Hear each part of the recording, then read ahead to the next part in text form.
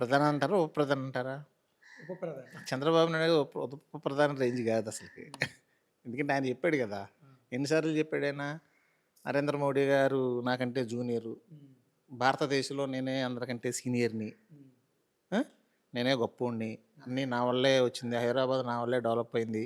అసలు ఆంధ్రప్రదేశ్ కూడా నా వల్లే డెవలప్ అవుతది. హ్మ్. ఇట్లంతా బచ్చాలని నరేంద్ర మోడీ గారి గురించి అడ్డగోలుగా మాట్లాడాడు ఆయన. హ్మ్.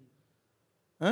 ఈయన నైజం తెలిసిన వాళ్ళు ఎవరైనా సరే చంద్రబాబు నాయుడు గారిని ఉప ప్రధాని కాదని ప్రధానమంత్రి గారిని చేస్తారా? మరి నరేంద్ర మోడీ చేస్తాడా? ఏం చేసినా ఈ రాష్ట్రానికి ఒరిగేది ఏం లేదు. ఈ ఒరిగేదైతే ఏం లేదు. ఎందుకంటే ఎన్నో ఆశలతో రాష్ట్రం విడిపోయిన తర్వాత చంద్రబాబు నాయుడు గారు అనుభవజ్ఞుడు. హ్మ్. 40 సంవత్సరాల రాజకీయ అనుభవం ఉంది. రాష్ట్రాన్ని ఉద్ధరిస్తాడని చెప్పేసి జనాలందరూ హ్మ్. జగన్మోహన్ రెడ్డి గారికి అనుభవం తక్కువ. కుట్రోడ్లే.